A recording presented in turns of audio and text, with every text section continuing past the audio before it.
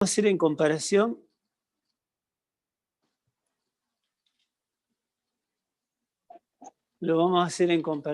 de la tradición en general en la cual hemos nacido. Para esclarecer este tema debemos considerar a la tradición cristiana, que toma la santidad como una comunicación directa con Dios. Y en esa absorción divina el santo transmite promesas tranquilizadoras a las personas. El santo es considerado como un ejemplo de conciencia suprema. El planteo budista se coloca en la vereda de enfrente. Siendo el enfoque no teísta, no se tiene en cuenta una divinidad externa. No hay posibilidad de que haya una deidad en los cielos y que en algún momento descienda desde esa altura hacia la tierra.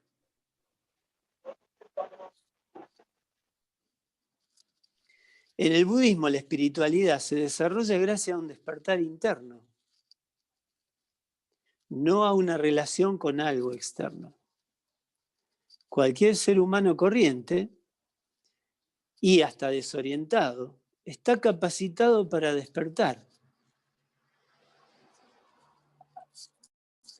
ayudado por algún acontecimiento fortuito del tipo que sea. Una perturbación, una aflicción, un dolor, etc. Pueden despertarlo conmoviéndolo, produciéndose un cuestionamiento. ¿Por qué ocurre esto? ¿Quién soy? Y si profundiza aún más, verificará que hay algo más inteligente dentro. ¿Qué genera esas preguntas? No estando afectado por esa confusión. Las preguntas dentro de la confusión son muy potentes y auténticas.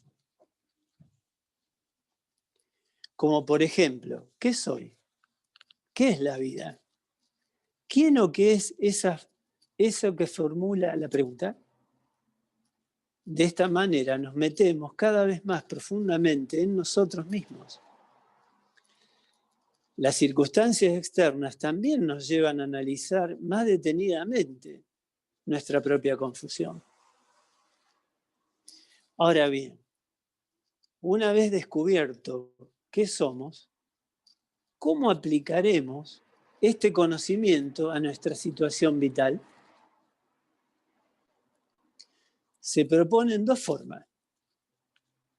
Una, intentar vivir de acuerdo con lo que nos gustaría ser. Dos, intentar ser lo que realmente uno es. Usar la primera de las formas es como fingir que uno es una persona realizada o un ser divino.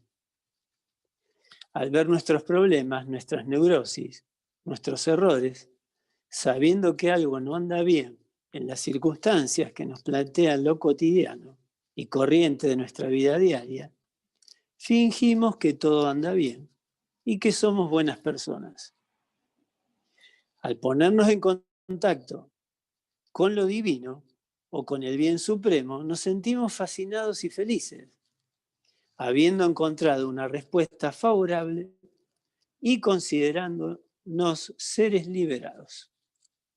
Y para reforzar esta situación, que se la conoce como materialismo espiritual, todo lo que no entendemos en nuestra búsqueda espiritual, lo conectamos con citas de libros sagrados que aluden a lo que está más allá del pensamiento, al lo inefable, etc.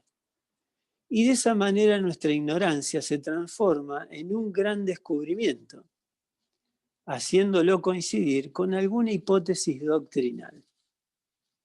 Se ha manipulado nuestra confusión, transformándola en un estado libre de confusión, para poder encajar con nuestra búsqueda de placer espiritual. La confusión y el desconcierto del ego conduce al juego de lo desconocido y el de lo desconocido trascendente. No sabemos quiénes somos, pero sí nos gustaría ser alguien. Y también quisiéramos asegurarnos que hay algo en el cosmos que corresponde a eso que somos. Si alguien pusiera en duda nuestro descubrimiento, se inventarían lógicas nuevas respaldadas en escrituras filosóficas o religiosas u otros textos.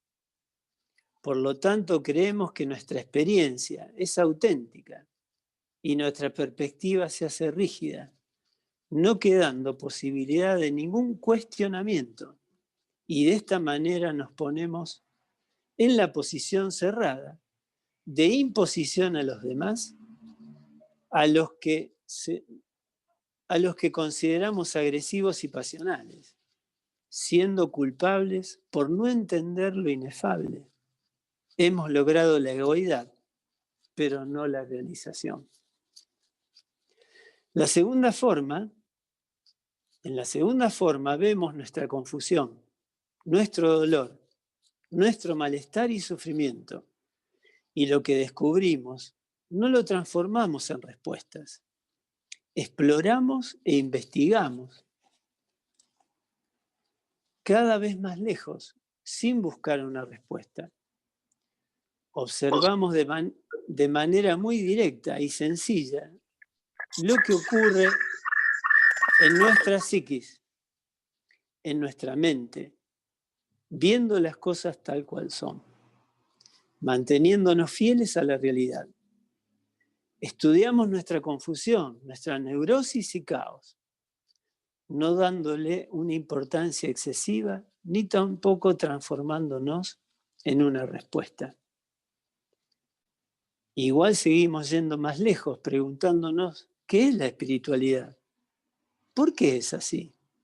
¿Por qué la espiritualidad me da placer? ¿Y por qué? ¿Por qué? Al ir más profundo, llega un momento en que no hay más respuestas ni preguntas. Ambas desaparecen simultáneamente. Se trasciende toda esperanza y desesperanza. Esto no significa volverse zombie. Nos sigue fascinando lo que descubrimos y lo que se nos revela una y otra vez sin cesar. No nos anclamos en ninguna referencia espiritual, en ningún redentor, ni en el bien y el mal. Ahora, si convertimos esta no esperanza en una solución, caeríamos de nuevo en la confusión sin retorno. Cuando uno descubre que ha avanzado en el camino espiritual, eso mismo que uno ha encontrado como progreso, se considera un obstáculo para seguir adelante. No puede haber detenciones ni concesiones. Abandonar toda egoidad es la actitud budista. Bueno, disculpen por el introito, pero siempre viene bien clarificarnos dónde estamos parados y quizá cuál es el camino más claro a seguir. Ahora sí, vamos a entrar de lleno a la constitución del yo.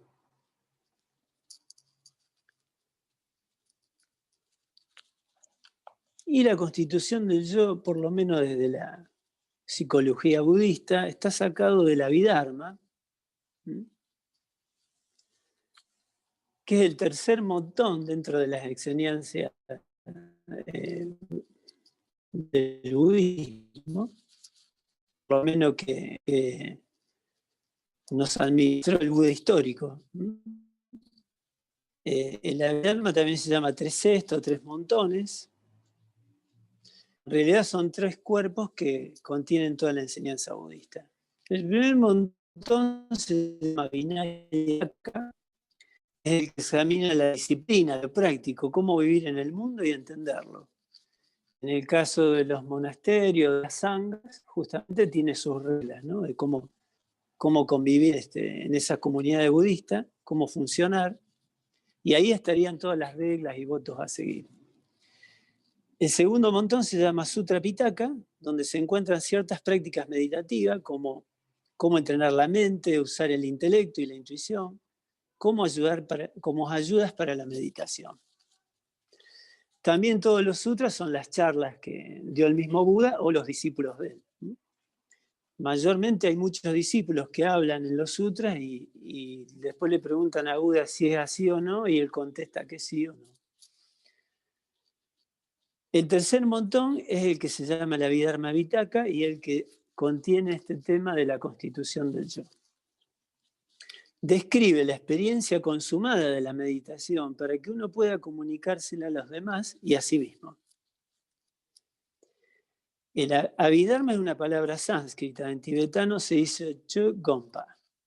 Chö es Dharma, que significa las cosas como son o la ley de las cosas, y Gompa se refiere a algo visible, algo que se ofrece a la vista, algo que se puede interpretar o cuyos principios se pueden ver. O sea que después de mucha meditación y de muchos meditadores, han dado cuenta de un diagrama que tiene el yo, de una estructura, digamos. Y eso después lo que vamos a plantear ahora, cómo está constituido ese yo.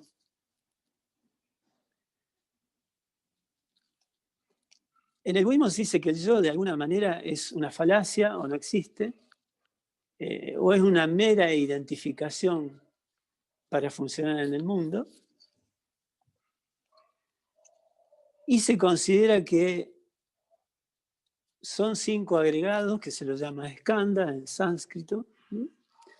Y estos agregados son forma, sensación, percepción, intelecto, fabricación mental y conciencia. Esos serían los 5.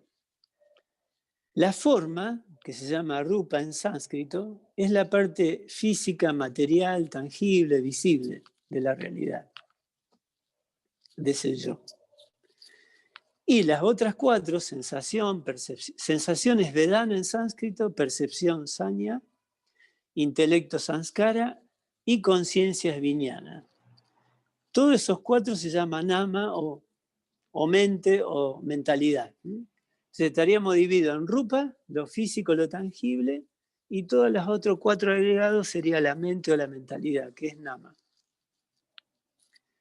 Bueno, le quería describir también las palabras sánscritas, que por ahí la pueden encontrar, de estos 5 agregados que constituyen el yo, según el Abhidharma Pitaka. Los agregados para el budismo representan elementos constitutivos de la psicología humana y se los estudia a partir del Abhidharma, uno de los 3 canastos o montones que condensan las enseñanzas budistas y son llamados pitakas en sánscrito. Ciertos psicólogos contemporáneos descubrieron similitudes entre la psicología y las formulaciones del Abhidharma, que provienen de hace 2500 años. El conocimiento de la estructura constante, sumada a la dinámica de la evolución de los skandhas o agregados, nos conecta con la esencia de la sensación de existencia individual o ego. Con lo cual, cualquier inspiración, cualquier experiencia, puede transformarse en un bloqueo material, emocional o espiritual, o en una posibilidad de liberación. Por eso que en realidad no es un problema el yo, sino, si uno lo ve correctamente, es una posibilidad. Como bloqueo o como liberación. Todo esto sirve para examinar con agudeza las tendencias que se presentan en nuestro cuerpo. En nuestra mente. De las más infantiles. Cuando posa en alguna parte del cuerpo una mosca, ello puede determinar espantarla suavemente, tratar de matarla. Si miramos en ese momento en nuestro estado mental, vemos 2 reacciones distintas. Una conlleva un matiz amistoso y la otra agresivo de enfado. Por lo tanto, tendremos desarrollándose la meditación en acción. Los problemas psicológicos son una tendencia a identificarse con deseos y conflictos en relación al mundo externo e interno, o interno, generando una incertidumbre de estar siempre en inconvenientes, con lo cual tenemos la sensación de un yo permanente e insatisfecho. El Abhidharma plantea la insustancialidad del yo y la ausencia de las proyecciones del yo.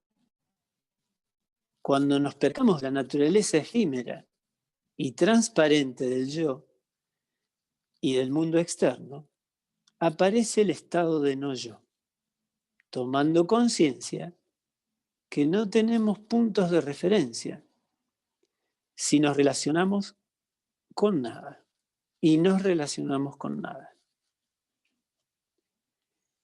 El primer skandha o agregado donde asoma el yo como su aspecto más tangible es el llamado la forma. Y está constituido por 8 tipos de conciencia.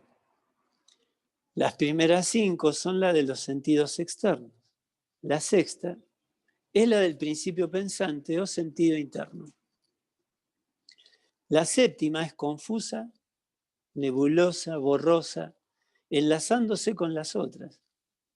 Es una conciencia sin precisión, sin claridad, como de desconocimiento.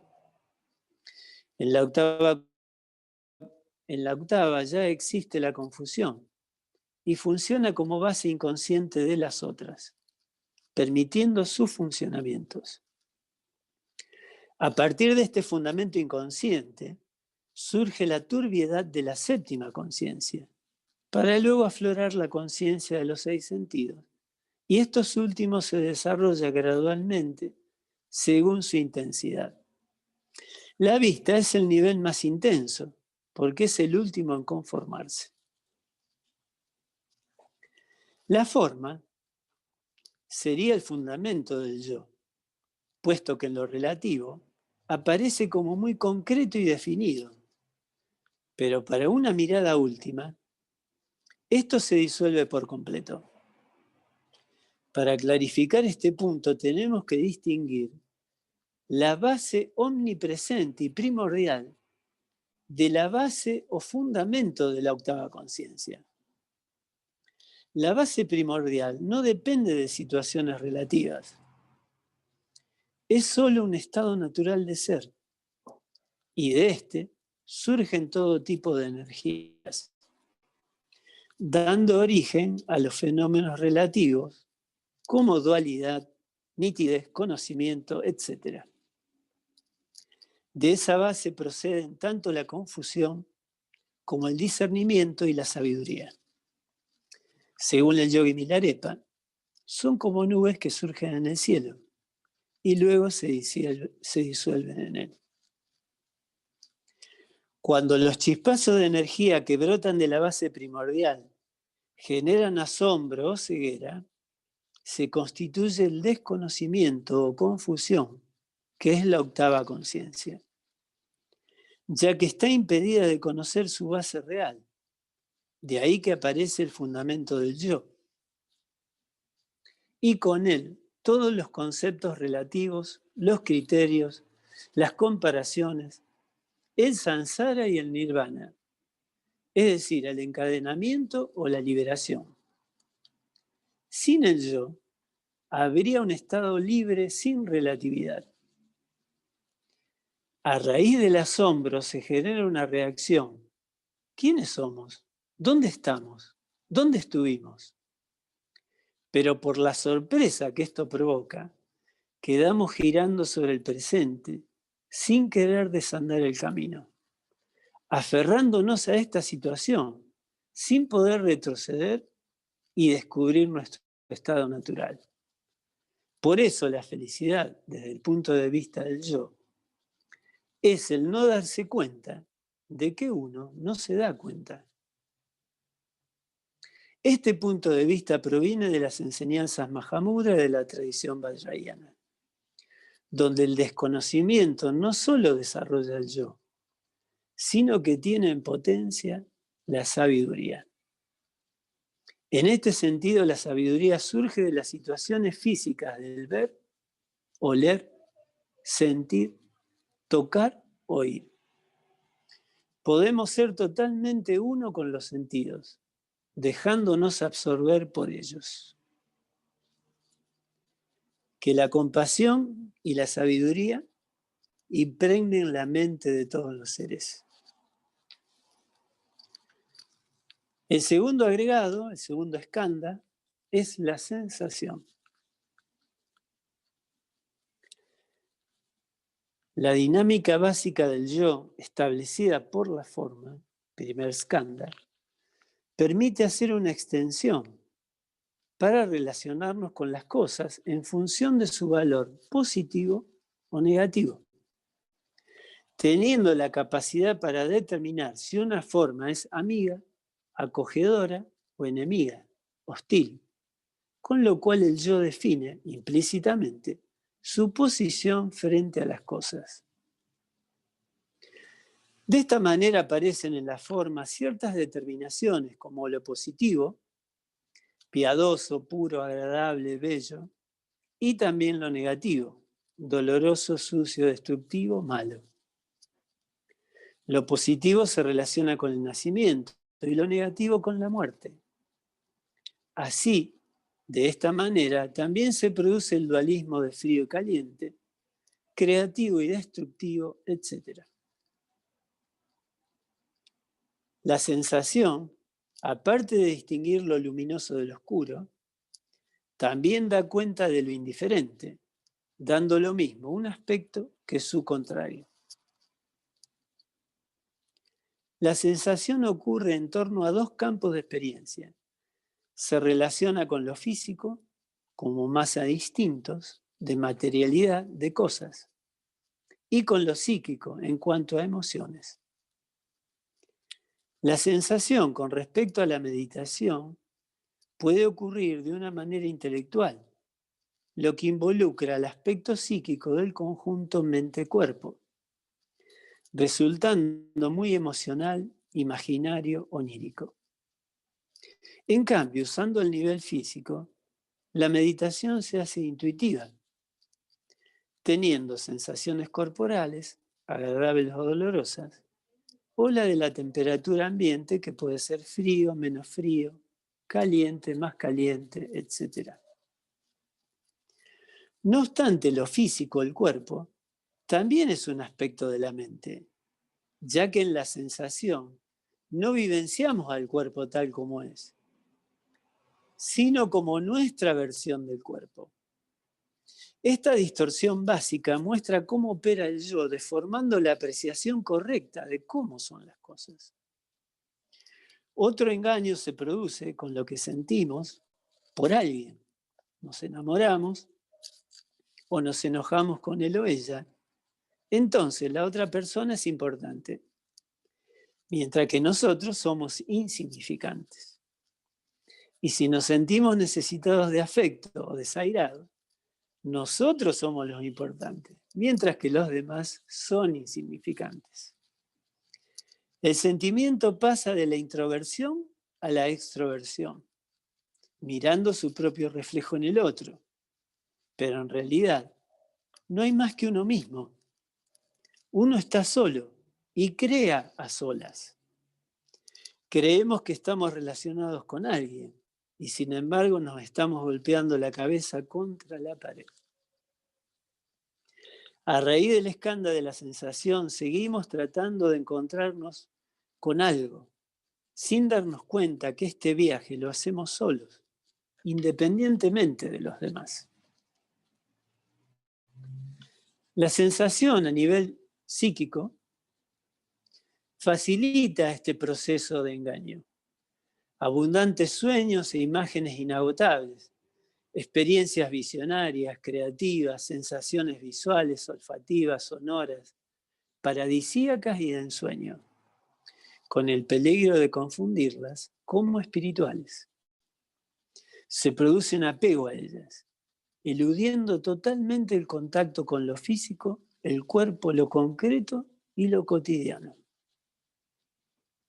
Con respecto al aspecto físico de la sensación, está asociado con nuestra relación efectiva con las cosas.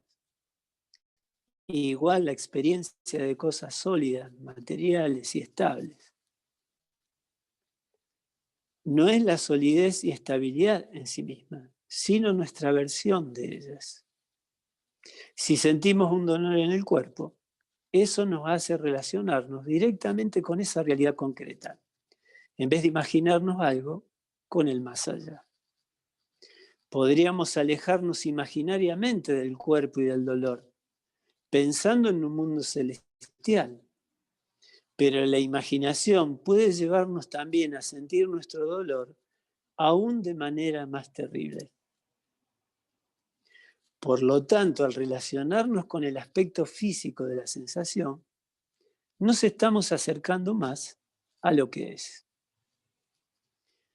Formemos la motivación altruista de alcanzar la iluminación para beneficiar a todos los seres. Pasamos al tercer agregado de Skanda, el agregado de la sensación que vimos en el artículo anterior, funciona por polaridades o dicotomías. O sea, son necesarios dos extremos cualesquiera. Estando presente ya lo básico del agregado de la forma, la sensación permite establecer relaciones saltando de un extremo al otro, como de lo bueno a lo malo, del dolor al placer, etc. El agregado de la percepción hace que los dos extremos tengan una continuidad, un hilo común entre el cuerpo y la mente, la tristeza y la alegría, etc. Se podría decir que la percepción es una sensación más profunda, donde vivenciamos lo que se manifiesta y lo que no se manifiesta, a nivel de la sensación física del cuerpo, congelando el espacio. La conciencia primordial y el inconsciente crean un amplio espacio abierto, donde se desarrollan el desconocimiento y la energía, y luego inmediatamente el yo, queriendo poseer ese espacio abierto, termina congestionándolo. Igual todavía el yo no se ha desarrollado lo suficiente, con todos sus recursos de imaginación. Es solo una situación impulsiva y atiborra el espacio en solidez, como cuando el agua se convierte en hielo. Por lo tanto, al principio de Suñata, el vacío, la apertura, la vacuidad, se lo ve como un estado de sueño o espacio congestionado. La solidificación empieza en la forma, sigue con la sensación y se manifiesta plenamente en la percepción. La solidez corresponde a lo manifiesto y lo no manifiesto corresponde al aniquilamiento. Lo manifiesto, la manifestación física, el contenido solidificado de la percepción, se funda en la esperanza. Lo no manifiesto se funda en el miedo, la desesperación, el desaparecer. Cuando se pierde la esperanza de mantener una base sólida, transformamos esa desesperación en base sólida. Aparte de la manifestación y la no manifestación, surgen ciertos aspectos, ciertos criterios o aspectos que dependen de la cantidad de espacio que el aferramiento de la percepción puede abarcar, dando lugar a las nociones de grande y pequeño, mayor y menor, inclusive más grande o más pequeño, definiendo y rotulando la extensión del territorio que abarca el yo. Hay un quinto aspecto de la percepción, que es la nada absoluta, o sea, una chispa de inteligencia que proviene de la base primordial, que traspasó el tercer skanda. Vivenciar la nada absoluta significa trascender los dos aspectos de la esperanza y el miedo. y no se percibe en función del aferramiento y avidez a las cosas. Soltando la avidez, se puede sondear el entorno de manera abierta, comenzando cierta valentía proveniente del Tathagata Garbha, la naturaleza búdica, la inteligencia fundamental. Se considera que toda noción de exploración, de correr riesgos con respecto al yo y sus proyecciones, es una inspiración de la mente iluminada. Al no seguir pegado, aferrado, intentando demostrar algo, se empiezan a contemplar otras posibilidades, traduciéndose en una actitud muy valiente, muy abierta, donde la mente se suelta y explora impregnada de curiosidad, interés, espacio y preguntas. La nada absoluta es la última etapa del desarrollo del tercer skandha, la percepción. Repasando, la forma crea el yo, el desconocimiento y las cosas básicas. La sensación agrega un aspecto acerado y agudo de algo que se está tratando de mantener. La percepción intenta extender el territorio del yo, definir su posición muchísimo más, pero siempre remitiéndose a la administración central del yo, para extenderse y explorar cada vez más lejos, pero siempre refiriéndose al yo. Acá quiero aclarar porque algunas concepciones de otros budistas, de otros maestros, consideran que en este tercer skandha no puede aparecer ningún rayo de la iluminación o de esa realidad última o de nuestra verdadera naturaleza. Esta fuente de donde yo extraje todo esto es de Chogyam Trungpa, que es un lama de nuestra escuela, y él considera y afirma que en la percepción misma, en ese skandha, se puede dar el vislumbre de nuestra verdadera naturaleza. Pero lo quiero aclarar porque en otras escuelas se discute si estamos hablando de que el yo está constituido por eso agregado, entonces no podría nunca ahí uno encontrar la verdadera naturaleza. En este caso, en esta visión, digamos, donde tal la perspectiva o la posibilidad de encontrarnos con nuestra verdadera naturaleza es en este skandha de la percepción. Pero lo dejo abierto a que cada uno lo investigue. Que este artículo sirva para el beneficio y felicidad de todos los seres. Pasamos al cuarto agregado, o skandha, que es el intelecto. Bueno, este también agregado tiene muchos nombres, lo van a encontrar en los textos con muchos otros nombres distintos. Impulsos, dicen otros, o formaciones kármicas, algunos dicen samskara directamente la palabra en sánscrito, porque es difícil de explicarlo a veces. No hay como una definición muy concreta de este cuarto skandha. Al investigar más profundamente la estructura de los skandhas y en una visión integral de nuestra psicología, observamos que la dualidad aumenta. Al principio del desarrollo del yo, él desconoce cómo vincularse con su identidad y con el mundo.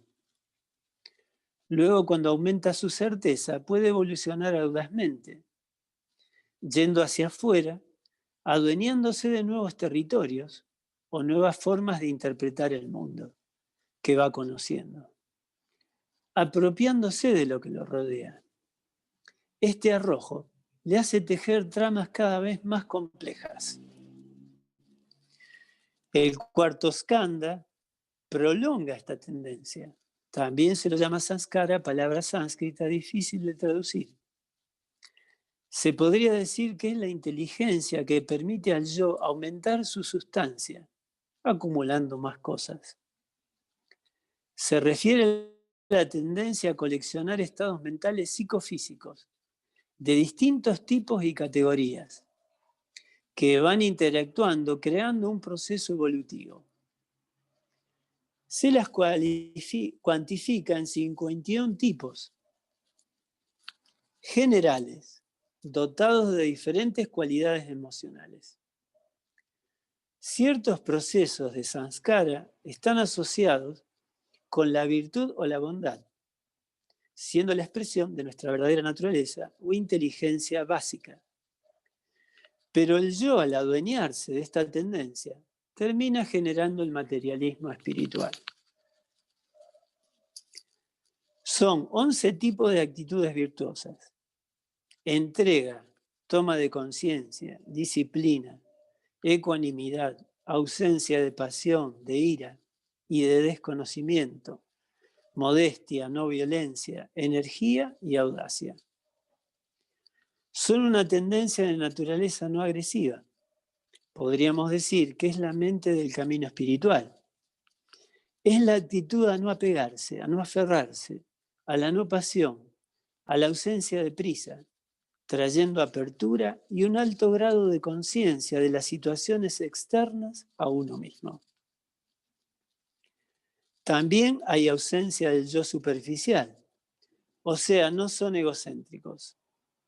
Pero a nivel del yo fundamental, no quiere decir que estén exentos de yo. Depende de quién los use. Podríamos decir que son las cualidades de una persona buena y considerada. Hay 6 tipos de pensamientos egocéntricos: ignorancia, pasión, ira, orgullo, duda y dogmatismo, o sea, ausencia de virtudes. La ignorancia es aquí el origen de todos los tipos de pensamientos desconsiderados, contrarios a los de tipo espiritual. Tienen una audacia repentina, actuando sin hacer caso de la situación, de forma impulsiva, sin claridad ni precisión. Fascinados con la meta que se ha propuesto lograr, se actúa impetuosamente, sin tomar en cuenta la situación dada.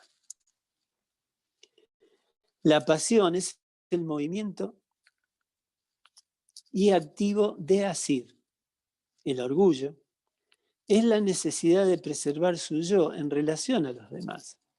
La duda aquí es no tener confianza en sí mismo. El dogmatismo es apegarse a un descubrimiento que, si se lo soltara, despierta el temor de no aferrarse a nada. En el budismo se resaltan 2 posiciones dogmáticas, como el eternalismo y el nihilismo. El primero sostiene que todo continúa y permanece. El segundo, que nada tiene valor ni significado, es fatalista. Hay otras tendencias dogmáticas como creencias morales y aferramientos a disciplinas que uno sigue, convirtiéndolas en puntos de vista filosóficos. Hay 4 tipos de pensamientos neutros: el sueño, la especulación intelectual, el remordimiento y el saber. Se relacionan tanto con la virtud como con la maldad. El remordimiento es un cuestionamiento que sirve para aclarar lo ocurrido. Algo se ha hecho mal y buscamos descubrir lo sucedido. Los otros 3 tipos no quedan dudas de su neutralidad, que luego se lo encamina hacia una tendencia abierta o egocéntrica. La base que atraviesa todo tipo de pensamientos son el odio como agresión natural o el deseo como un tipo de añoranza natural, como compartimientos instintivos proyectándose hacia el mundo externo. Los pensamientos aparentemente compasivos están también motivados por el odio o la pasión, por la necesidad de aferrarse o absorberse en algo. Otros tipos de pensamientos están motivados por la ignorancia. No se puede afirmar que los pensamientos sean de agresión absoluta, pasión absoluta y desconocimiento absoluto. Cada una de estas tendencias tiene siempre un poco de las otras. Por lo tanto, no se puede condenar nada, ni aceptar nada realmente. Que la felicidad y la causa de esta reinen por siempre y para siempre en todos los seres. Bueno, llegamos al último skandha, el último agregado, que es la conciencia. En primera instancia debemos diferenciar el concepto conciencia que se expresa en el primer skandha, o agregado de la forma, del que se desarrolla en el quinto y último skandha. En el primer skandha, la conciencia es una especie de horizonte psicológico primario, donde están presentes las posibilidades de conciencia bajo sus 8 aspectos. En el sentido del quinto skandha, la conciencia contiene los detalles finales del proceso de los agregados y el cumplimiento sutil, el resultado de las potencialidades inscriptas en las 8 conciencias primarias del agregado de la forma primer skandha. Para aclarar qué es conciencia, tenemos que diferenciarla del concepto mente. La mente en el budismo es lo que percibe, es percepción pura y simple, a nivel del sistema nervioso, una simple función instintiva. La palabra sánscrita para mente es chitta, significando corazón o esencia, que tiene la facultad de percibir, siendo muy directa, simple y sutil. En cambio, la conciencia es clara e inteligente. Representa un estado plenamente desarrollado, conteniendo todos los agregados anteriores, más todas las sutilezas fundamentales de la mente, los aspectos instintivos de la sensación, las estructuras mentales y los diferentes procesos del pensar. La conciencia transcurre detrás de los pensamientos más importantes, en un proceso sigiloso. Mientras los pensamientos explícitos ocurren, los pensamientos que genera la conciencia son como un vivero, un nivel subconsciente, sea este discursivo, pictórico o instintivo, funcionando como un relleno. Nunca los pensamientos explícitos, sean positivos, negativos o indiferentes, están suspendidos en el vacío. Hay un contexto de pensamiento, subconscientes, como una textura ambiental, permitiendo que el proceso funcione correctamente y se presente el próximo pensamiento adecuado en la secuencia explícita. Es como la leña pequeña que se usa para prender la hoguera. De esta manera, la dinámica de los skandhas funciona a las mil maravillas y sin detenerse. La conciencia comienza con un tópico cualquiera y envía un mensaje a los otros skandhas, haciendo activar y poner en marcha a todo el sistema. La conciencia siempre está disponible para mantener el impulso de los skandhas.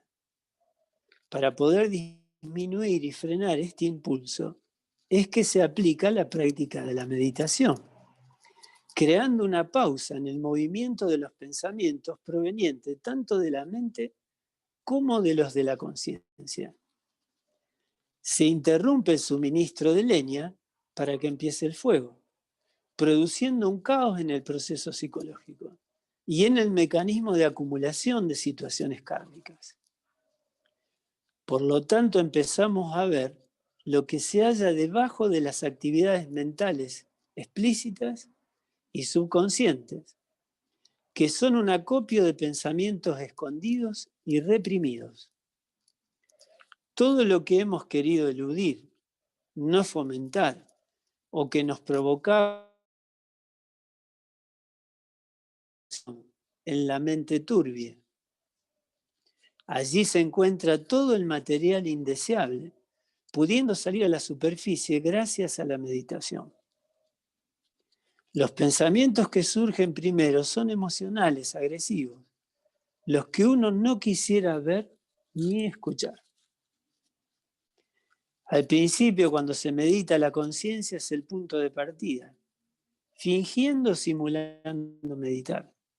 Pero luego ocurre una transformación de la conciencia, atravesando toda la red subconsciente, y al reducirse la velocidad de la conciencia, se llega a lo que se encuentra debajo.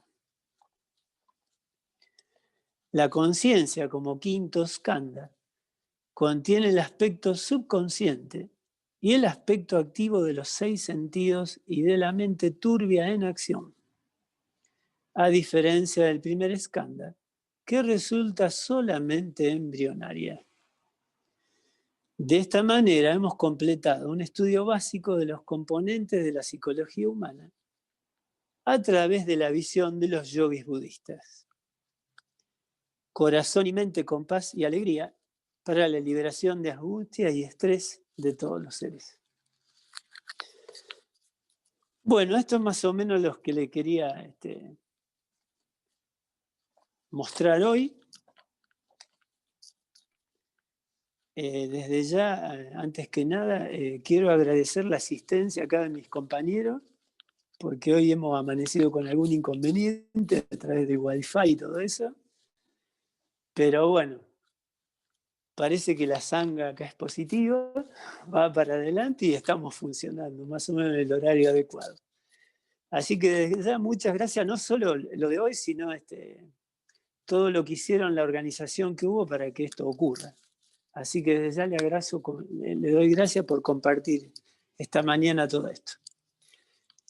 Y ahora soy todo oído de todas las preguntas, consideraciones que haya por ahí, que no voy a poder responder, ya que me encuentro en un estado de ignorancia y nervios en este momento, bastante grande. Pero bueno, me hago el corajudo y lo afronto.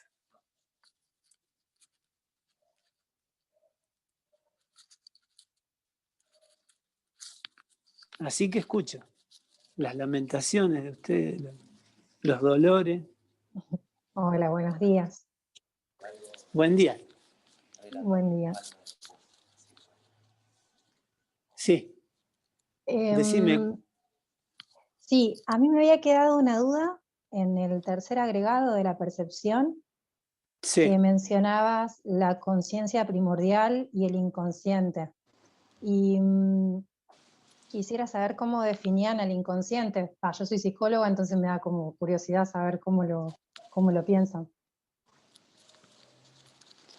Bueno, el inconsciente es lo que no está consciente, es así de simple desde mi punto de vista. Entonces, la base primordial es la que justamente develaría qué habría de inconsciente para la conciencia de cada persona, digamos. Así lo entendería yo, porque no se habla mucho de inconsciente, ¿eh? O sea, los lamas, digamos, traducen un poco para asimilar cuestiones con la psicología, pero yo sabía que hoy me iba a meter en un problema porque siempre hay psicólogos y de psicología sé muy poco, y inclusive he leído de algunos psicólogos inglés que después se dedicó al budismo. Inclusive él habla de 4 identidades, ¿no? Que lo asemeja al yo, al superego, al ello, en fin, y al ego ideal, bueno, un montón de cuestiones. Pero como lo entiendo yo al inconsciente de una manera muy ignorante mía, no está captando por ningún escándalo, digamos, por ningún aspecto, por ningún componente de ese yo que tenemos.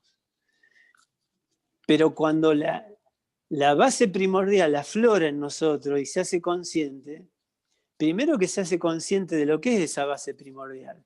Por lo tanto, una vez esa base primordial haya sido comprendida y vivenciada por el practicante y estabilizada luego, es probable que adquiera una omnisciencia, lo que se dice en budismo, donde justamente no se pueda desconocer nada. O sea, no habría más inconsciente, por decir así.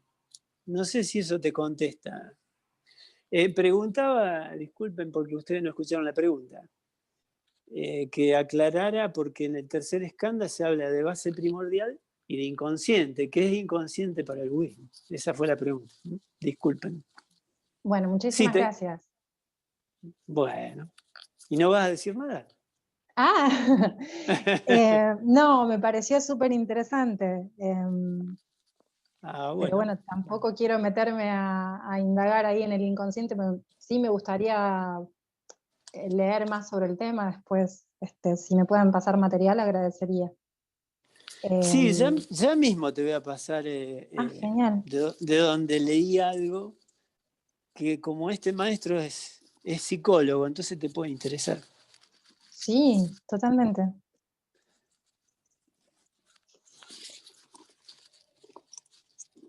Como verán, hoy he venido muy preparado. Porque era un tema urticante, para mí por lo menos. Este maestro se llama Shang Jian Dashi. ¿Cómo se escribe? Ajá. S-H-A-N guión Sí. J-I-A-N. La A Genial. con un acento al revés de los acentos nuestros. Perfecto. D-A, Sí. guión S-H-I. Y el libro se llama Enseñanzas Chan, Respuesta a los perplejos. Acá está el maestro. Es un psicólogo inglés, pero que en realidad ahora está en España, estudiando y dando clases. Genial. Y tiene, Muchísimas gracias. primero aprendió con unos maestros Hinayana, luego se pasó al Chan, al budismo chino, al Zen, que se le llaman en japonés, pero también incurrió en el Mahamudra de Tilopa y Naropa, que sería de nuestra escuela. O sea que tiene un recorrido este maestro bastante interesante, y ahí habla del yo, las identidades, y me pareció interesante por lo menos esa parte. Y todo el libro son preguntas y respuestas. Súper interesante. Bueno, Muchas gracias. bueno, ¿alguno más? Acá de los presentes.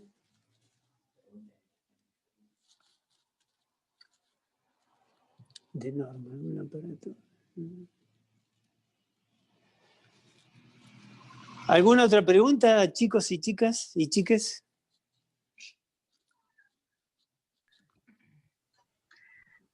Mario. Sí, te escucho. No sé si estaban preguntando a alguien ahí.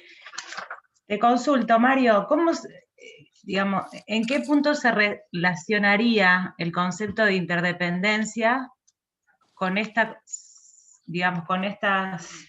especificación de la parte en la que uno está solo y crea a solas? O sea, ¿dónde aparecería la conexión con los otros? Pregunta dónde. A ver, de nuevo la pregunta. Claro, en la parte de las sensaciones, que bueno, que en realidad uno siempre interpreta, ¿no? Que uno siempre está desde uno y que de alguna forma, como es dualista, siempre tiene que haber un otro y un yo, y que, bueno, uno está solo y crea solas, dice, todo lo que va surgiendo, ¿no? Dentro del yo. ¿En qué, digamos, desde qué lugar se podría comprender la conexión con los demás? No sé si te entiendo bien la pregunta. Está preguntando. Capaz que no me expliqué. Está preguntando que en la sensación, el Lama dice que uno crea a solas, ¿no? Continuamente. ¿Y cómo es tu pregunta de nuevo? A ver. Capaz que la formulé mal. Digo, pareciera como que, digamos, desde un yo no existiría la posibilidad de una conexión real con otro, porque, o sea, todo es desde uno, ¿sí? Entonces, Claro. Ahí te entendí. Quizá a lo mejor justamente salir del yo va a hacer que conectemos con esa conexión profunda entre todos, pero digamos, ¿cómo hacemos para en el samsara poder conectar, digamos? O sea, ¿cómo hacemos para generar esa vinculación, ¿no? Para no ser tan aislados, digamos. No, lo que ocurre es que a nivel de los escándalos, digamos, y a nivel de cómo el yo va, digamos, el yo es como el colonialismo, digamos. Vamos abarcando mayores territorios. Pero ese mayor territorio que vamos abarcando lo hacemos con nuestra propia visión o nuestra propia autoidentificación con una versión del yo que nosotros tenemos.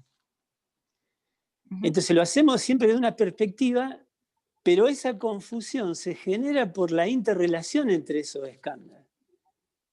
No es que yo estoy confundido, es que los escándalos me confunden. Y yo me creo la confusión. Nada más que no creo que estoy confundido. A esa confusión lo tomo como una parte, como mi realidad, única y absoluta y última. Entonces, a partir de estar tan afirmado en esa versión de la realidad, es que me muevo en el mundo y me relaciono con los demás. Entonces, estoy fijado a mi propia versión y a la versión del otro, que es mi propia versión, nunca la versión del otro. Siempre yo, con mi propia versión, juzgo al otro. O sea que siempre estoy conmigo mismo, en realidad. Pero me creo que estoy con el otro. Tengo como una triple confusión. Primero, que la versión que yo tengo de mí mismo no es la correcta, es confusa. Segundo, la que tengo del otro es mi propia versión, entonces es confusa. Y entonces el otro, ¿quién es? ¿Y quién soy yo? Hay como 1.000.000 de confusiones. Pero eso es lo bueno, darnos cuenta que a cada rato estamos confundidos. Ahora, el tema está, ¿dónde está el problema? Que no descansamos en que estamos confundidos. No lo apreciamos como que no sabemos y estamos confundidos. No, estamos confundidos y no tenemos que estar en la confusión. Y volvemos a atiborrar el espacio de la realidad. De la otra manera, si uno dice, bueno, estoy confuso, no sé bien, no sé ni por qué vivo y para qué y todo lo demás. Y bueno, voy viendo, estoy abierto a las situaciones. Estar abierto, como yo leí antes, es que siempre uno se pregunta, siempre hay duda y se pregunta, siempre está curioso, digamos. No se afirma nada y no niega nada. Ese sería el punto equidistante de la situación. Pero en realidad nosotros, cada uno de nosotros, justamente tenemos un cuerpo, porque justamente de alguna manera nos autocreamos definiéndonos separados de los demás. O sea que ya nacimos en la confusión por la propia confusión que hemos tenido desde el inicio, desde tiempo sin comienzo, digamos, por decir así. Entonces, poder darnos cuenta de todo esto paso a paso, instante a instante, minuto a minuto, estando en una autoobservación continua. Hoy me salió la palabra autoobservación, que es muy, muy occidental, pero me gustó. Porque yo medio que empecé así con esa autoobservación.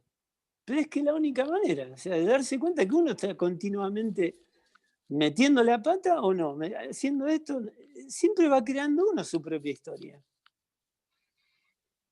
Pero como uno está en un mundo y ve otros seres y estamos llenos de influencias, llenos de educaciones, llenos de religiones, llenos de puntos de vista y camino, y que a mí me gusta esto y al otro le gusta el otro, y que nos perdemos en ese mar de influencias de todo tipo, externa e interna, y después de un tiempo, si no encontramos nada, decimos, bueno, yo soy Mario, enseño meditación, y sí soy budista, y me quedo ahí. Entonces, desde algún lugar al principio había algo activo, vital, y después se adormece porque me conformo a que, bueno, si ya desarrollé esto, ya hice aquello, bueno, total, después me muero. Pero no, cada situación, cada instante es el milagro. El milagro de qué? De estar vivo, de ser. No importa cómo uno es, ya somos, completo. Pero a cada rato está esa ausencia de plenitud que nos corroe por dentro. Es como el bichito que te come por dentro. O sea, uno ahora está vivo, pero el bichito sabe que va a morir. Entonces la angustia, y bueno, el problema es por qué no saqué la basura a tiempo, no sé, porque el presidente dice estupideces, y bueno, nos vamos enganchando en todo eso, pero en realidad estamos ahí al borde de la muerte, pero no estamos en la muerte. Entonces hay un montón de posibilidades de estar vivo. Reconocer esa vida que somos, ese milagro. Porque no sabemos ni para qué ni cómo, no tiene ningún sentido. No sé si te contesto, me fui lejos. No, muchas gracias. Sí, yo creo, justamente esa es la pregunta, si existe acá, digamos, la posibilidad de conectar auténticamente con otro. Solamente nos vamos a conectar auténticamente con el otro cuando sean dos personas realizadas. Bien. Y cuando no somos dos personas realizadas, nos conectamos con el otro como lo hace cualquier persona. No hay ningún problema. ¿Por qué? Porque si no, uno va a seguir desconfiando de todo. De sí mismo, del otro, y nunca está abierto. Entonces, si uno desconfía, no está abierto. Entonces, yo sé que no me conecto con el otro, porque lo veo los gestos, lo escucho, pero no sé lo que piensa y siente. Entonces siempre va a haber un obstáculo, una barrera. Ahora, cuando hemos descubierto nuestra verdadera naturaleza, ya no hace falta decir mucho. Porque no importa cómo cada uno lo descubra o lo sienta, pero hay como una afinidad natural en esos seres. Y ahí es donde aparece la noble sangha, por decir así. La sangha de los iluminados. Pero que uno sea iluminado y el otro no, es porque uno quiso reconocer eso y el otro no quiso, no hay ningún problema. Con los que no quieren reconocer, uno se conecta, hola, ¿cómo te va? Y bueno, y otro no te va a saludar, no te va a contestar. ¿Y cuál es el problema? Esa es la vida. Gracias, Mari.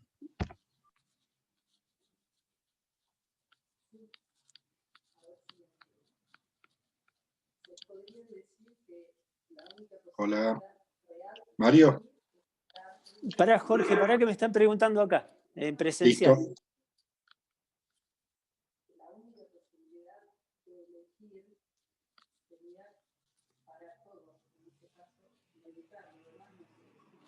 No te escuché.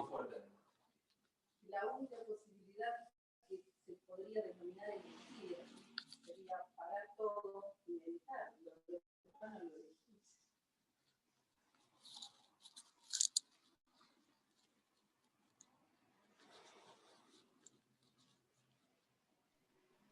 Nosotros estamos continuamente eligiendo. Mario, ¿podés repetir la pregunta? Sí, Gracias.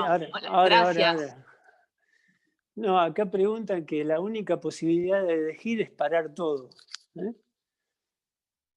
Si no, no habría posibilidad de elegir, digamos, ¿no? Así fue.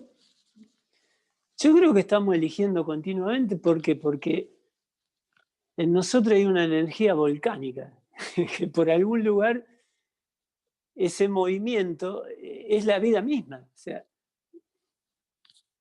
no sé, es como obvio, es como básico, ¿no? Lo que pasa es que hay un deseo en nosotros en querer ver qué es ese movimiento y por qué. Y ese es el problema. Ese deseo el que no se calma. No vivimos como seres naturales porque hay un deseo por saber qué es eso. Y ese es un buen deseo, es como la bondad superior que tienen los seres. Porque es como que sabe que hay algo ahí. O está incómodo con eso que lo maneja. Pero no lo encuentra. Y no está. Y no sabe qué es. Entonces, se pega al mismo como como un devoto de ese misterio, o puede estar en contra del misterio y luchar contra eso. Pero eso que nos mueve, nos mueve. No sabemos qué es o qué no es. No hay una respuesta. Sin embargo, justamente el ser consciente, el ser sintiente, se puede preguntar eso. Y ese es su gran misterio, porque mientras más se pregunta, que es lo que leímos al principio, se pregunta, ¿y por qué? ¿Por qué? Y sin embargo es así, queda en esa cuestión abierta. No hay un final feliz acá, lamentablemente. Ni triste, Sí, sino que está pienso. plenamente abierto. Plenamente abierto. No sé si te contesté. Jorge, le doy la palabra a Jorge, Jorge. perdón. Pregunta Natalia, que había preguntado antes yo. Bueno, No, gracias, Jorge. te dieron a vos. Gracias. Igual no era una pregunta, se me ocurrió. Hola, Mario, ¿cómo te va? Bien. Pensar, cuando vos decías esto de la pregunta y el por qué, pensaba en un niño. Esa cuestión de la infancia en donde aparece esta pregunta y la pregunta otra vez y la pregunta otra vez. Y el niño de algún modo se queda ahí y no se apropia de eso, de algún modo el concepto no conceptualiza o no juzga eso que queda dicho ahí, o que aparece como una pregunta, otra pregunta, y bueno, puede preguntar infinito y queda en eso. No sé, me parece como, se me venía el niño, la curiosidad del niño.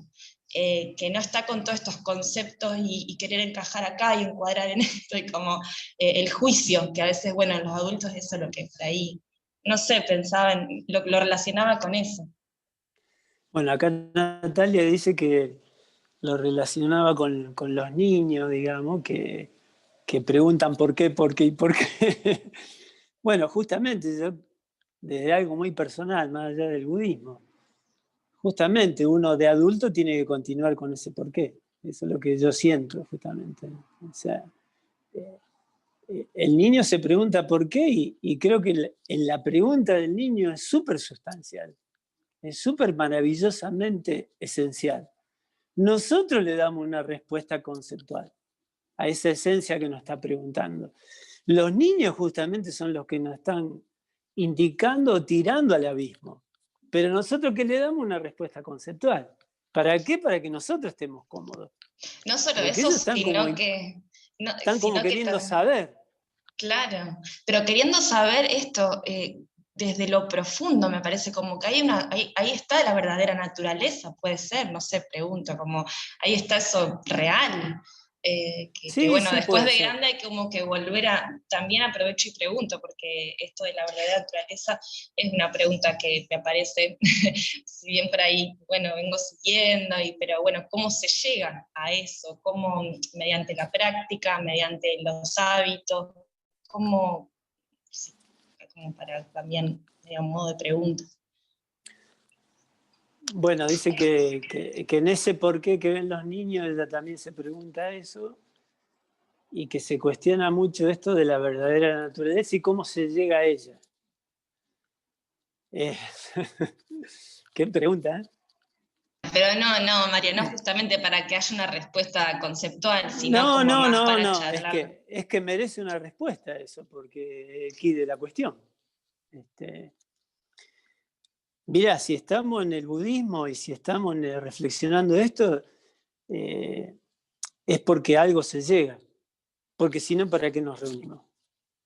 O sea, entonces, el vislumbrar, el reconocer, el vivenciar, el tener, aunque sea un acercamiento intelectual, un acercamiento de comprensión o un entendimiento de qué se trata la verdadera naturaleza, bueno, de todo eso trata el budismo, no de otra cosa.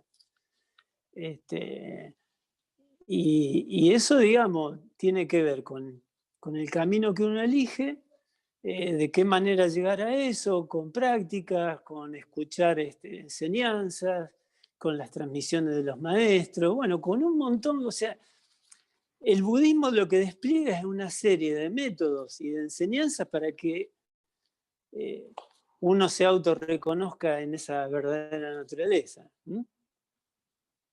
Y ahí está justamente tu propia dedicación, tu propio, digamos, inteligencia en esa dedicación y búsqueda en cuanto al método apropiado, en cuanto al camino a seguir, al maestro a seguir, si es que querés seguir un maestro. En fin, todo eso también está abierto. El tema es que, por suerte, tenemos un montón de posibilidades, un montón de líneas, de caminos, de maestros. Bueno, creo que le damos paso a Jorge. Muchas gracias, Mario. No, por favor. Bueno,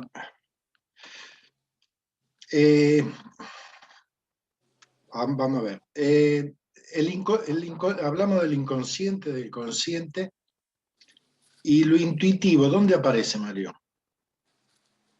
Lo ¿En qué intuitivo. escala? Lo intuitivo. Y lo intuitivo. ¿Cómo juega? Lo intuitivo es algo que surge, digamos, de una.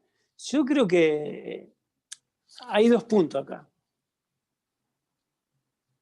Algo intuitivo puede surgir de la base primordial, o algo intuitivo puede estar deformado de esa base primordial en cuanto a que ya se generó una confusión y uno dice, yo intuyo que mañana llueve, pero mañana no llueve.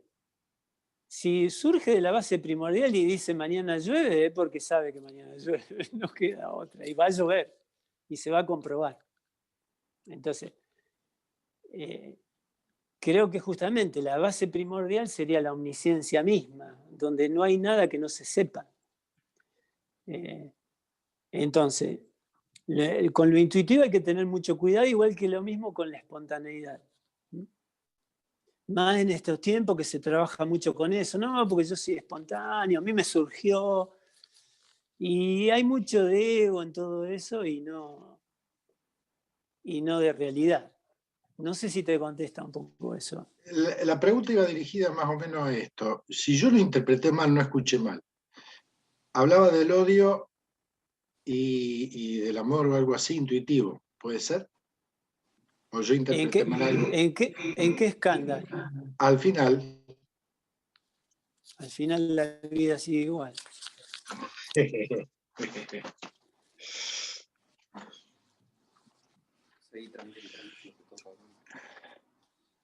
Nadie recuerda. Yo acá lo tengo también. ¿En la conciencia? Sí.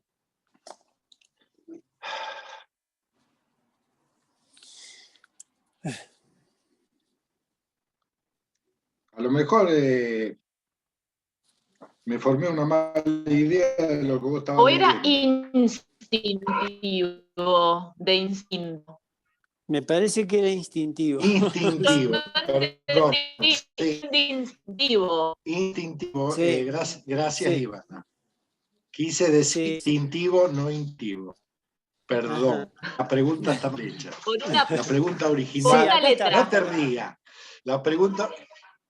No, son los años. Acá está. No las letras. La conciencia. La pregunta original es lo instintivo. Sí, la conciencia transcurre detrás de los pensamientos más importantes, en un proceso sigiloso.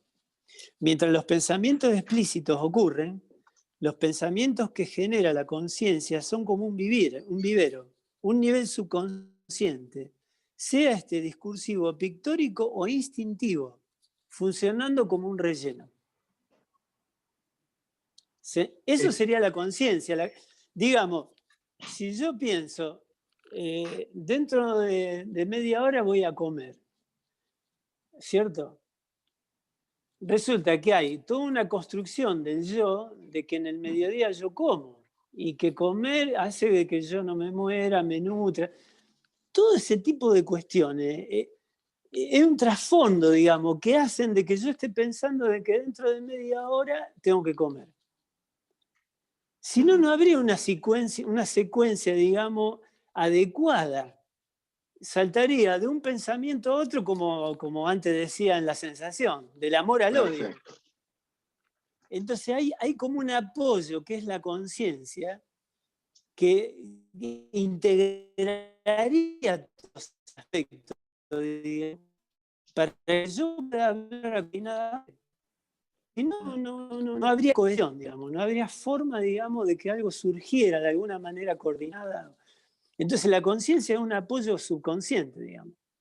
Cuando uno medita, empezás a escuchar a esas voces ahí, hay como un murmullo de trasfondo. Eso sería la conciencia.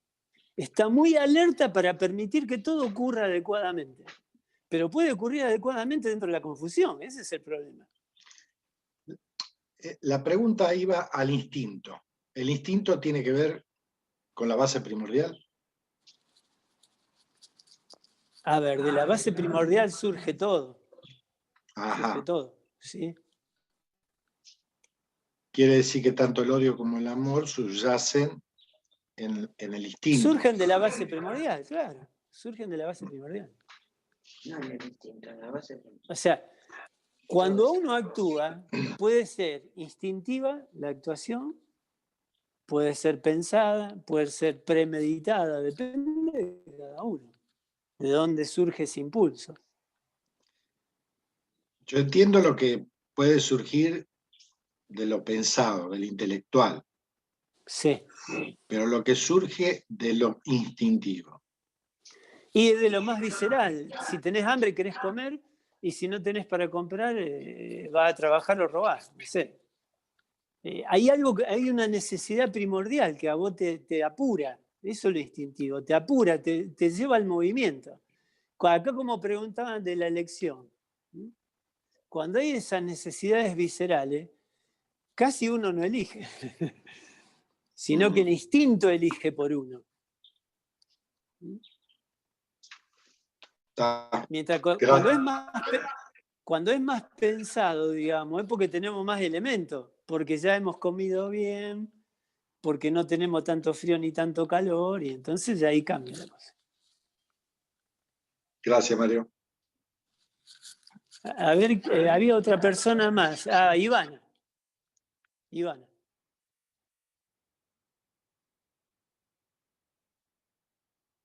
Ivana. No, yo aclaré que no era intuitivo, que era instintivo, porque lo había notado y porque también me llamó la atención cuando lo explicaste. No, pero no tenía ninguna. No, como pregunta. apareciste en un momento, por eso. O sea, tengo un montón de dudas, pero tendríamos que estar como 5 meses, así que me quedo No, así. dale, tirá alguna. No. Tirá alguna. No, está bien. Tirá alguna. Está bien, está genial.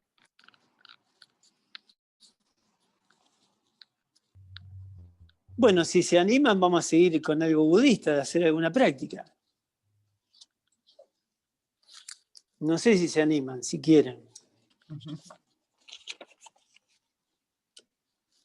Sí. Por supuesto, Mario. Sí. Sí, por supuesto. Si todo sale bien, vamos a tener tiempo para despejar dudas más adelante. Fíjate en los conchos chindú y pasáselo que vamos a hacer esta práctica. Vamos a hacer una práctica que está dentro del concho chindú, que es una práctica habitual de este centro, que hacíamos todos los sábados, ahora bueno, no lo estamos haciendo. La idea que traje por esta práctica es porque es una práctica de purificación de los 5 elementos. Justamente el budismo habla de que los 5 agregados, digamos que nosotros en realidad, cada uno de nosotros, somos 5 agregados, somos la conjunción de 5 elementos, o sea que los elementos que nos conforman, como el espacio, el aire, el fuego, el agua y la tierra, están conectados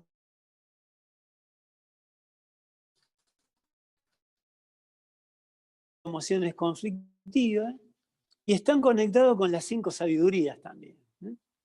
Entonces, vamos a hacer la purificación de esos elementos para purificar justamente estos 5 skandhas y la confusión que nos generan los 5 skandhas, los malos entendidos, las 5 emociones conflictivas, y que se puedan convertir en esas 5 sabidurías.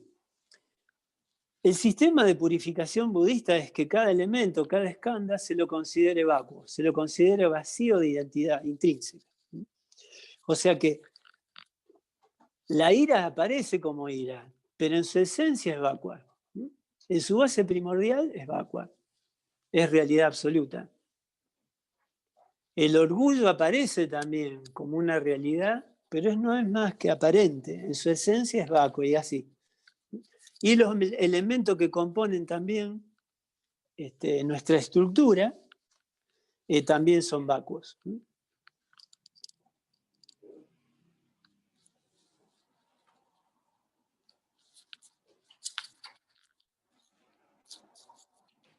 Toma.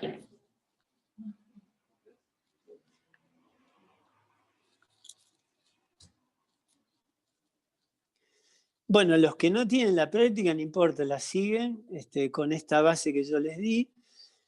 Vamos a nombrar con la letra E el elemento espacio, y después dice Ho, Yude Yude, quiere decir que purificamos tanto el pasado como el futuro de ese elemento en el cual se han generado cuestiones kármicas o sansáricas. Podemos intentar compartírsela.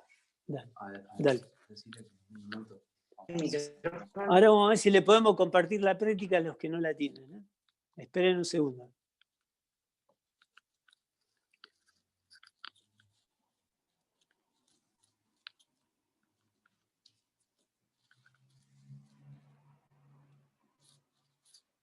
Ahí le estamos mandando la fotito.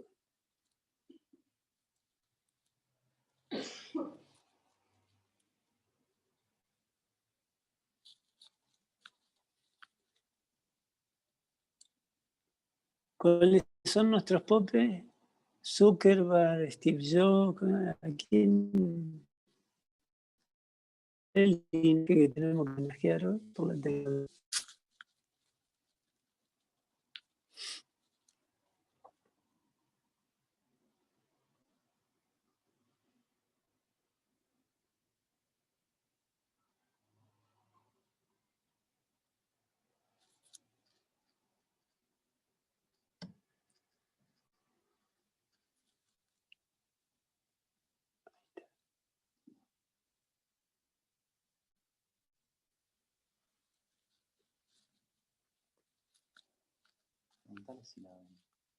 ¿La están viendo, chicos y chicas? Sí, perfecto. Sí. Bueno, muchas gracias. Gracias por esperar. Este es el punto 3 de la práctica de Concho Chindú, que es la unificación de las tres joyas, Buda, Dharma y Sangha. Pero extraje esto porque tenía que ver con la charla de hoy. Y bueno, como verán, esto empieza con Om Sobhava Yuda Sarva Dharma Sobhava Yudoham, y ahí el mundo fenoménico se disuelve en la vacuidad. Luego sigue un mantra que no tiene significado, pero es un mantra muy purificador que lo pueden hacer en cualquier momento, o bañándose, lavándose, lo que sea, o lavando el patio, la computadora.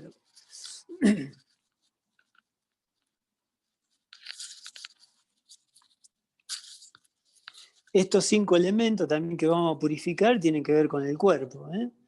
El espacio donde está la conciencia, el aire es la respiración, el fuego la digestión, el agua son todos los líquidos y la parte sólida los huesos de nuestro cuerpo. O sea que la purificación abarca un montón de aspectos, digamos. Por eso me pareció apropiada para hoy.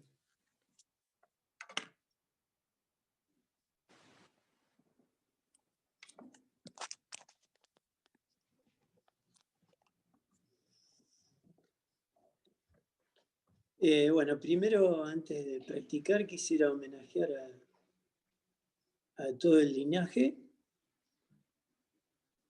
desde Dorje Chanti, Lopa, Naropa, Marpa, Milarepa, Gampopa, hasta nuestros maestros y fundador acá del centro Drukman Yusri, acá de Rosario, Khenpo Sampudot, y a los otros maestros más cercanos como Somnyo Rinpoche, Chogon Rinpoche, Dolson Rinpoche, Chodron Rinpoche. Y me estoy olvidando de uno, Lama Norbu, Me falta uno, pero no me acuerdo. Bueno, pero yo lo tengo en la imagen. Quisiera agradecerle devotamente por sus transmisiones, que nos ha permitido hoy poder realizar esta reunión y todas las que vengan subsiguientes. Que perdure el Dharma por todos los tiempos infinitos. Om Sobhava Shuddha Sarva Dharma Sobhava Shuddho Om Burku Mahabranaya Burchi Burki Vimalu Sichu Kroda Humpe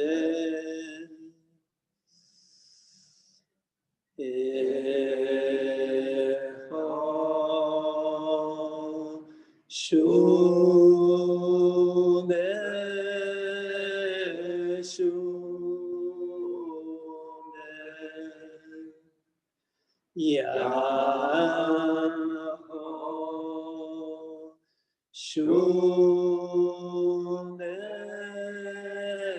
Shume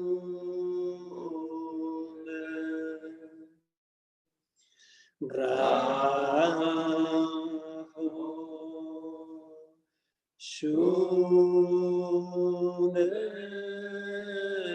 Shume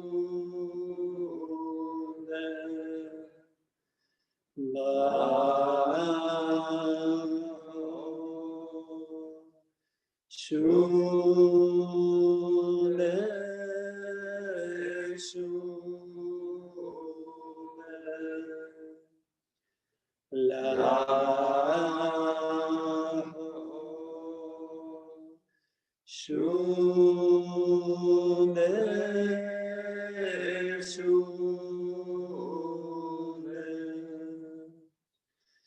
Eya Rambam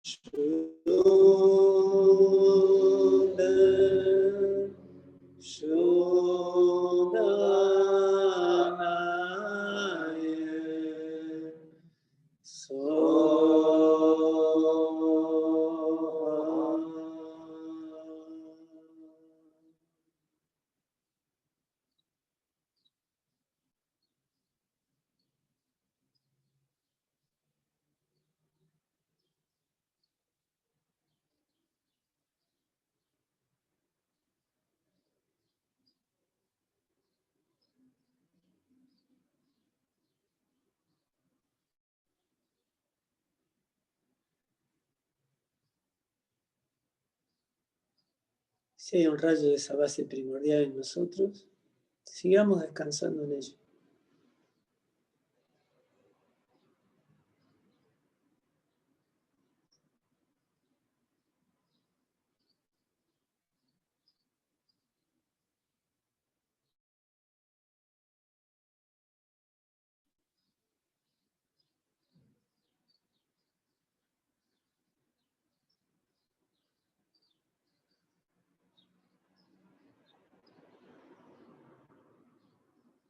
Bien, gracias por compartir.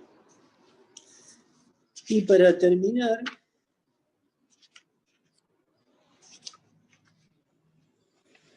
vamos a cantar el mantra de Vajrasattva de las 100 sílabas. Sí.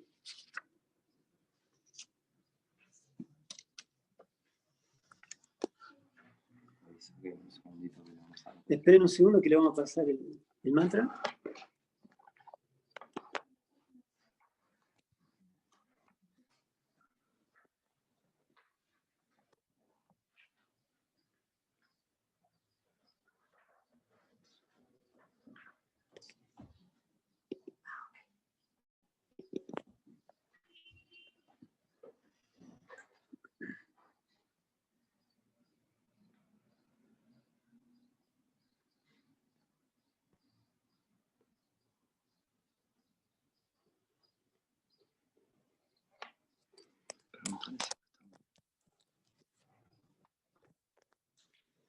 Bueno, ¿ha llegado a sus ojos el mantra?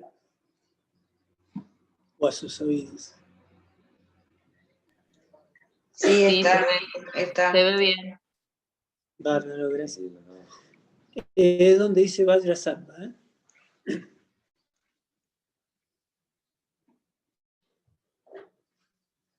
Bueno, es tradicional también finalizar con este mantra por cualquier error que hemos cometido en cuanto a la enseñanza, nuestra comprensión.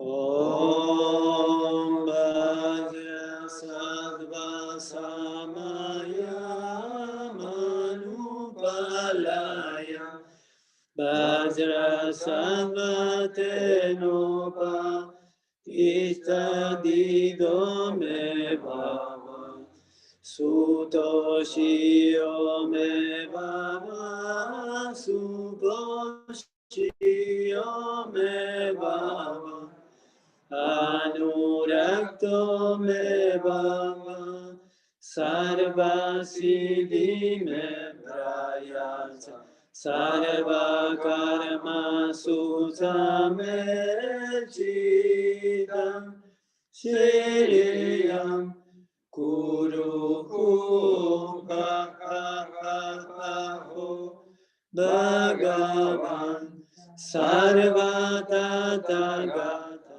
Vajrama Memusa Vasirivama Mahasamaya Sattva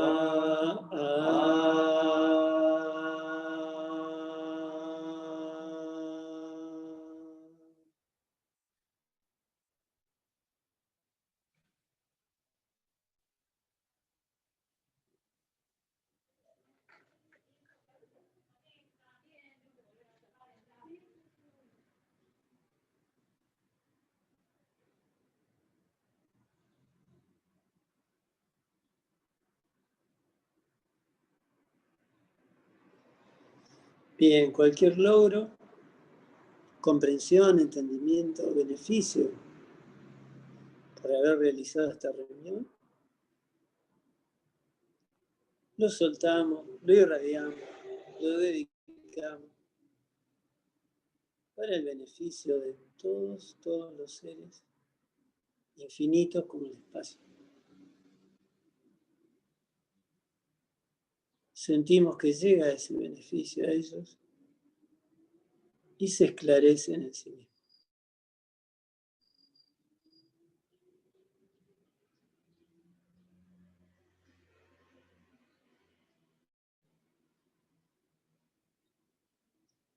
Sonante hidanje sivani tomne nyepedranam panchene kiegana jivana drupahi sipet sole rovaso.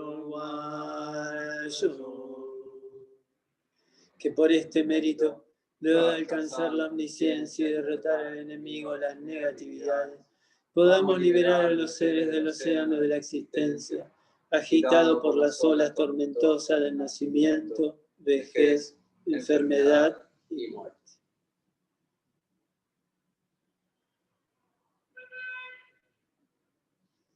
Muchas gracias, felicidad para todos, felicidad porque sí. Gracias, Mario. Gracias, Marito. Gracias, Mario. Gracias. Gracias, saludos a todos. Muchas gracias. Saludos a todos.